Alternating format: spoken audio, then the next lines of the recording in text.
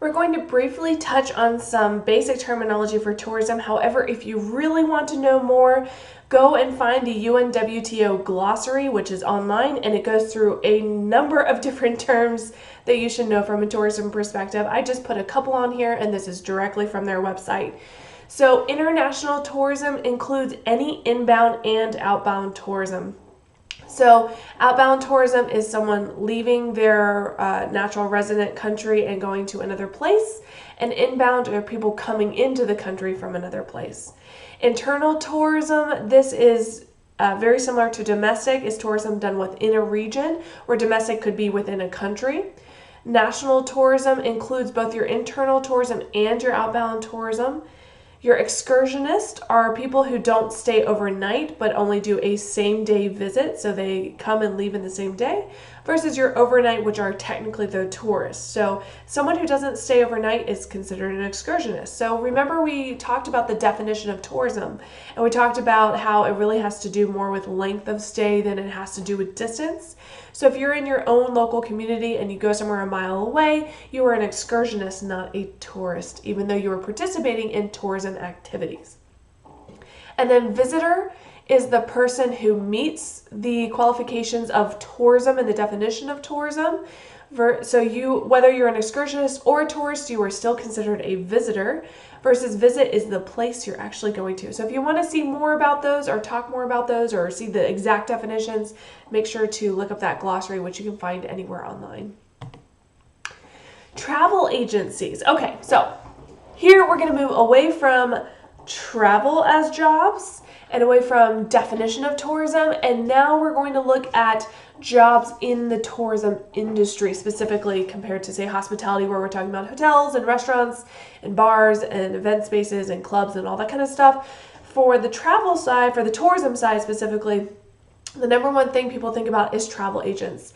Now, you'll see that people may say, oh, well, travel agents are on the decline. No one uses travel agents anymore, blah, blah, blah. I disagree wholeheartedly. I think travel agents are back on the rise. I think they got a big dip when the internet really came about, and people were like, well, what do I need the travel agent for? They weren't providing a value anymore. However, they've adapted just like many other jobs to the internet, and now they can provide a superior value to what individuals can find on their own, and so they're back on the rise. And one of the reasons for that is now that there's so much information on the internet, a lot of people they're overwhelmed by the amount of decisions they have to make, and they want someone to help make that decision for them. Someone who is experienced, who knows, is that a good price to pay for that room night? Where do I want to stay? How close do I want to be to an attraction? I want someone who knows. So travel agents are coming back. They are back on the rise. It is a viable option. However, keep in mind that travel agents often work on commissions. It's much more of a sales position, sales and service. It's not necessarily as glamorous as it seems because, oh, I love travel and tourism, I can help people plan their trips, but you're on call 24 hours a day. So just make sure you're aware that the job can be very challenging, and you do have to learn some software. So this is where we bring in the GDS, a global distribution system. So how do all of these travel agents get commissions for booking rates? It's not like they go online to the same website you do and book it and say, okay, now give me a commission. I booked it for someone.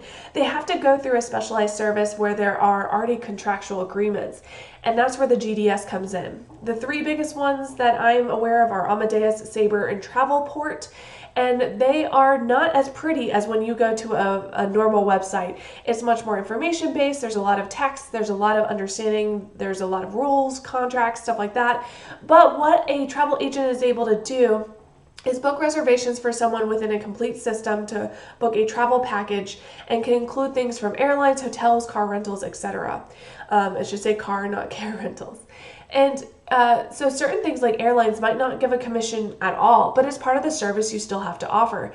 So you definitely want to talk, if you're interested in this field, make sure you're talking to people who are travel agents to give you some real insight into what the job is like, because it's very challenging, but some people, that is their world. They love it. This is what they want to do. So keep that in mind. Another option to still be involved with the travel agent side of things, but not necessarily work from the same commission system, is to work for an OTA or an online travel agent. It's almost like the big box store of travel agents. So rather than being an independent contractor or working for a small business, you can work for a large business that does things much more in bulk. And there are benefits to that because you don't necessarily have to be the sales rep. You can work in many of the other functions, whether it's revenue management, building contracts, building services, all that kind of stuff. So there's a lot that goes into working for an OTA. And in general, there are 3 different ways that is paid through back out to the OTAs where they get their money. One is a merchant version where you get a net rate. So if a guest pays $100 for a room, that's only what they see on the outside. The contract between the hotel and the OTA is $60. So once you pay for that $100 room, you're actually paying the OTA, so you're paying Expedia, and Expedia then pays the hotel $60 for that guest to stay there, and they get to keep that $40 in between. You can have an agency, which is commission-based, so the more we book, the more money we make, and that's much more like a traditional travel agent style, hence the agency. Or we can do opaque, where you don't know where you're staying, it's blind, so it's selling the last of our inventory without impacting our marketing and our perspective, so that the guests who are staying there at full price aren't seeing that there are discounted prices available, and that could be either done with a merchant or an agency contract system. Just depends.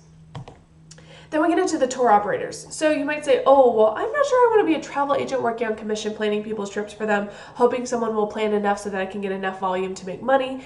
Instead, I want to work for the tour operator. I want to be part of ecotourism. I want to help people see the world. I love traveling. I want to be a guide. I want to help organize trips and run trips and bring people to all the really cool places around the world. I want to plan their trip, but I want to be a part of it. And so you could be a tour operator. And so this might include, you're still doing some of the travel agent job functions where you're booking all the hotels, you're finding the chartered buses and the chartered airplanes, and you're booking the accommodation or the attractions and all those things, but you're much more involved in the process, and you typically are going to bring either a large group of people or a small group of people for a much higher fee, and you can be part of that experience. And so there's a corporate profile from the book that I thought was great, so I went ahead and found a video talking about G Adventures as a tour operator. So this is kind of the in-between where you don't necessarily have to be a travel guide to be a tour operator. Tour operators are much more expansive than that. An example of that is Adventures by Disney is a tour operator. They're not a travel agent. You don't call them and say, I want you to book this special trip for me. Instead, you call them and say, hey, I noticed you're doing a tour to Spain. I'd like to be a part of it. They say, great, this is what we're doing. This is the itinerary. We might be able to have some fluctuation based on what your desires are, but this is how we plan the trip for you. And so that's the tour operator side. Pretty cool. You're probably going to have to know a couple different languages if you really want to work in this field, or you might have to work in the office doing things from the logistics side as opposed to the actual operations side. Next, we have destination marketing, and this is the true macro approach. You're typically working for a non-governmental organization, state office, national office of tourism, and your goal is to not necessarily sell a specific product or run a product. Your goal is to bring people to a specific destination, a city, a state, a country. You are representing all of the different attractions, restaurants, hotels, tourist amenities that exist within that location, and your job is to bring people in, whether it's bringing in our request for proposals, RFPs, you're bringing in events to the city, either mega events or even small time events, business people, developing relationships between supply and demand, building the infrastructure, deciding how to design, maybe commissioning artwork like you see here, the big Toronto sign, commissioning artwork so people are attracted or want to come to the destination. So the traditional term for destination marketing organization is the CVB, or Convention and Visitors Bureau. It has expanded and become more of a DMO, a destination marketing organization, but essentially they serve the same function. Now, if you wanted to work for a private version of a CVB or DMO, you're going to work for a DMC, a destination management company. And they're like the middleman in between being a DMO who's advertising a city and being a tour operator or travel agent that is booking specific locations. So a DMC is essentially a city planner who also will book things for you. So they're going to do much more specialized services. They're going to be much more hands-on. the limo service of destination marketing. So, oh, you want to come to our destination, you want to build in this big mega event, but you also want to include booking some things at local hotels or event spaces. We can help you do that. Oh, you want transfer from the airport to the destination? We can do that too. We can book that for you and we'll take a cut of that fee. So they're going to actually be a bridge between the actual operations and the destination, where a non-governmental organization or a state or national office cannot do that because there are different legal requirements that are attached to it. You can work in spas. This is definitely part of the hospitality tourism industry. It often gets overlooked because it's such a niche part of the industry and requires specialized skills. But if you like spas, you don't necessarily have to be a masseuse. You can, again, work in sales and marketing. You can work in HR. You can work in operations. You can work in packaging. You can work in designing. All of those things also include in spas. It is a service. It is often associated with hotels. It could be external spas, it could be on location, it could be resort. If you want to work in spas, that is also an option. And then other major kinds of attractions that are included in tourism, and of course the whole scope works whether you're talking about spas or other areas.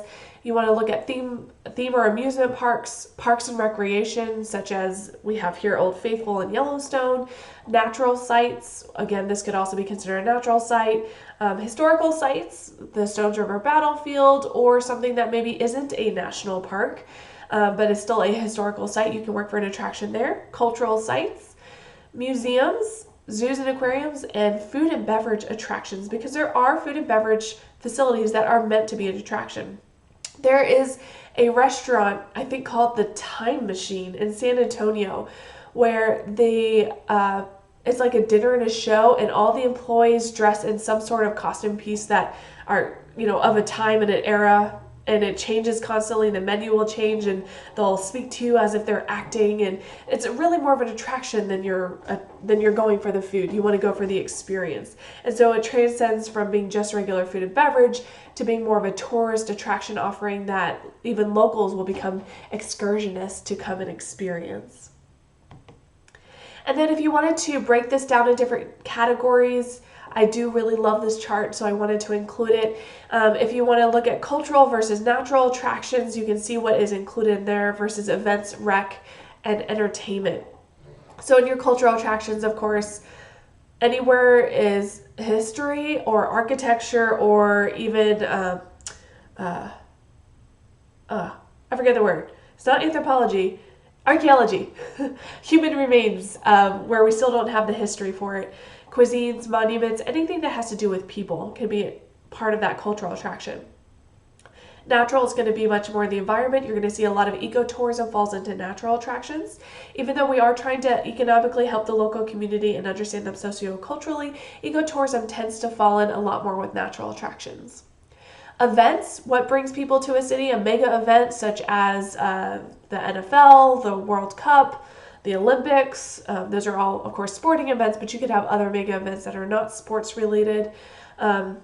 Major religious events, trade shows, corporate and business meetings. Then we have our rec, so I'm going somewhere because I want to go golfing or swimming or hiking or any of the other sports like that. And entertainment attractions, I'm going for casinos, I'm going for the theme park, I'm going for shopping. So this is where cultural attractions is looking at sociocultural people, history, that kind of thing. Entertainment attractions still has that people element, but it's built specifically for people to enjoy. So these are all the different ways you can get involved in tourism in some sort of way as being attached to one of these kinds of different attractions, where you might be running a hospitality organization, but you're part of the tourism industry from this broader perspective.